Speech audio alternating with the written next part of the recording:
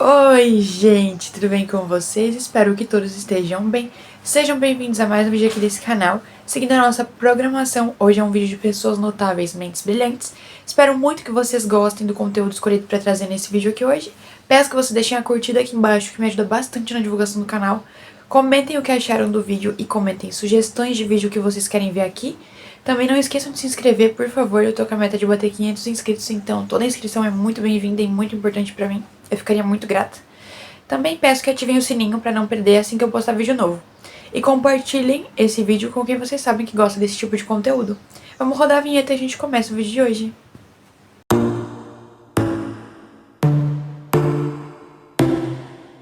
No vídeo de hoje eu vou contar pra vocês um pouco da história do Benjamin Banneker.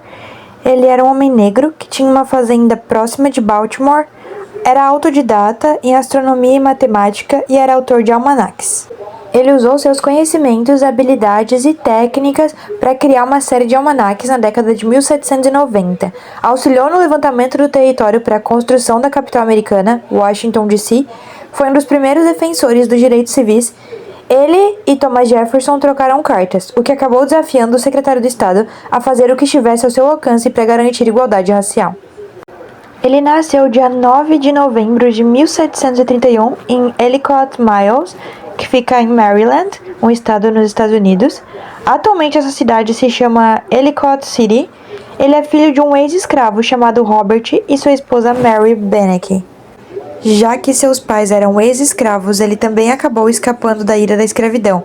Aprendeu a ler com a sua avó materna e por um curto período de tempo frequentou uma pequena escola Quaker, que basicamente é uma instituição de ensino baseada nos princípios da Sociedade Religiosa dos Amigos, Quakers. Eles têm suas abordagens focadas na paz, igualdade, integridade, simplicidade, comunidade e serviço. Ele aprendia as coisas facilmente sozinho, ele era extremamente autodidata, aprendeu astronomia e acabou prevendo com precisão eclipses solares e lunares. Sua primeira grande invenção foi a construção de um sistema de irrigação para a fazenda da família.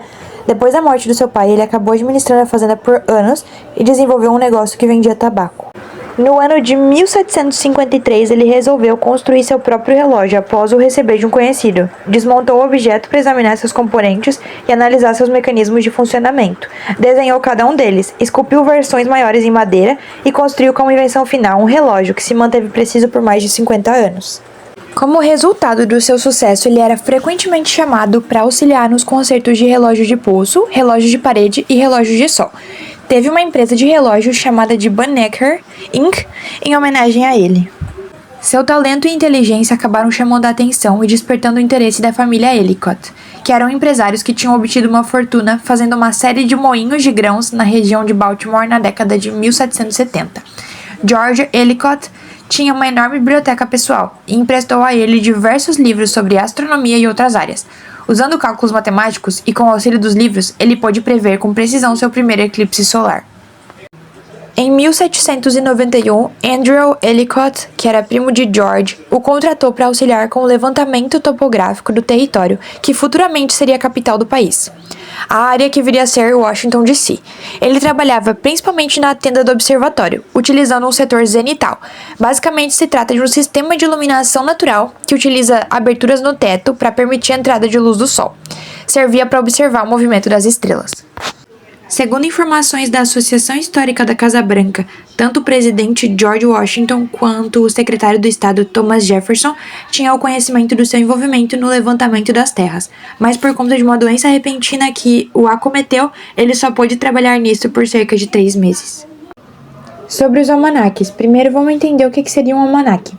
É basicamente uma publicação anual ou periódica que reúne calendários com informações relacionadas à astronomia, como fases da lua, eclipses, datas importantes, dados úteis sobre o clima, agricultura, textos literários, humorísticos e curiosidades. Seu verdadeiro reconhecimento veio de almanaques. Ele os publicou por 6 anos consecutivos durante os últimos anos de sua vida, entre os anos de 1792 e 1797. Além deles, chegou a publicar informações sobre abelhas e também calculou o ciclo da vida do gafanhoto, que se refere, na verdade, às cigarras periódicas, Magicicada septendensis, cujo ciclo de vida de 17 anos foi documentado por ele. No ano de 1791, ele considerava que o Thomas Jefferson era proprietário dos escravos, que ele estava aberto a ver os afro-americanos como algo mais do que escravos. Assim, então, ele escreveu uma carta na esperança de que ele abraçasse as oportunidades para acabar com essa série de ideias e opiniões absurdas e falsas que geralmente prevaleciam a respeito deles. Para reforçar seu argumento, ele incluiu um manuscrito de um almanaque de 1792 que continha seus cálculos astronômicos. Nela, na carta, ele reconhece ser um homem de raça africana livre, admite estar tomando uma certa liberdade ao escrever para Jefferson, o que era inaceitável, considerando o preconceito e a predisposição quase generalizada que eram tão prevalentes no mundo contra aqueles da cor de pele dele. Ele então o repreendeu respeitosamente por sua hipocrisia, já que escravizava pessoas como ele, enquanto estavam lutando contra os britânicos por sua própria independência. Ele prontamente acusou o recebimento da carta e escreveu uma resposta. Disse a ele que tomou a liberdade de enviar o almanaque dele para o Sr. de Condorcet, que era secretário da Academia Francesa de Ciências, porque ele considerou um documento ao qual toda a classe dele tinha direito para se defender das dúvidas que tinham sido levantadas a seu respeito. Eu vou ler a carta para vocês, que está com a data de 30 de agosto de 1791. Agradeço-lhe sinceramente pela sua carta do dia 19 desse mês e pelo almanaque que ela continha.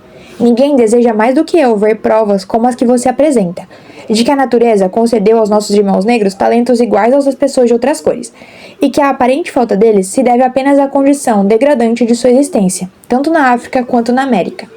Posso acrescentar com toda certeza que ninguém deseja mais ardentemente ver um bom sistema implementado para elevar a condição física e mental deles ao que deveria ser o mais rápido possível, considerando a imbecilidade de sua existência atual e outras circunstâncias que não podem ser negligenciadas. Tomei a liberdade de enviar seu almanaque ao Sr. de Condorcet, secretário da Academia de Ciências de Paris e membro da Sociedade Filantrópica, porque eu considerei um documento ao qual toda a sua comunidade negra tem direito para se defender das dúvidas que têm sido levantadas a seu respeito. Sou com grande estima, Senhor, seu mais obediente e humilde servo, Thomas Jefferson. Ele publicou a carta de Thomas junto com a carta original em seu almanaque de 1793. Sua franqueza em enviar a carta como uma forma de desabafo lhe rendeu um amplo apoio das sociedades abolicionistas de Maryland e Pensilvânia, que acabaram auxiliando na publicação do seu almanaque. Nos anos seguintes, ele continuou seus estudos científicos ao longo da sua vida, e em 1797 as vendas do seu almanaque acabaram caindo e ele interrompeu as publicações. Anos depois, ele vendeu grande parte da sua fazenda para os Ellicotts e para outros para poder se sustentar, continuando a morar em sua cabana de madeira. Ele veio a falecer enquanto dormia, dia 9 de outubro de 1806, um mês antes de completar 75 anos de idade. Foi sepultado no cemitério da família, a poucos metros de sua casa. Durante o seu velório, as pessoas se assustaram ao ver que a casa dele tinha sido consumida pelas chamas. Quase tudo havia sido destruído, incluindo seus pertences pessoais, móveis e o famoso e icônico relógio de madeira de precisão. A causa desse incêndio nunca foi determinada. Sua passagem na Terra foi lembrada no obituário no Federal Gazette da Filadélfia e foi tema de vários escritos ao longo dos 2 séculos seguintes. Com um número limitado de materiais preservados relacionados à sua vida e carreira, muitas lendas e informações incorretas foram espalhadas.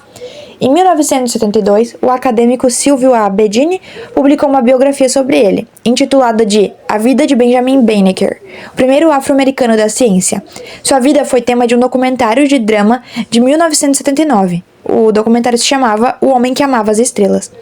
O Serviço Postal dos Estados Unidos o homenageou com um selo de 15 centavos, como parte da série Herança Negra, que havia começado em 1978 e continuou até 2017. Foi uma série feita com o objetivo de homenagear os afro-americanos, que desempenharam papéis fundamentais na história dos Estados Unidos. Banneker aparece usando um instrumento de topografia em primeiro plano e seu retrato ao fundo. Algumas escolas levam o nome dele, incluindo a Benjamin Banneker Academic High School, em Washington, D.C., a Benjamin Academy for Community Development no Brooklyn, em Nova York, e a Benjamin Banneker High School em College Park, na Georgia. O Parque Histórico e Museu Benjamin Banneker, em Catonsville, apresenta uma réplica de sua cabana de madeira e conta a história de sua vida. Já o Museu Banneker Douglas, em Anápolis, serve como museu oficial de Maryland, dedicado ao patrimônio afro-americano. Eu trouxe 2 citações dele aqui para vocês. A primeira é: a cor da pele não tem qualquer relação com a força mental ou as capacidades intelectuais. E a segunda: me incomoda constatar que o tema da minha raça é tão enfatizado. O trabalho ou está correto ou não está. Nesse caso, acredito que esteja perfeito. Então, gente, esse foi o vídeo. Espero que vocês tenham gostado. Até o próximo. Tchau.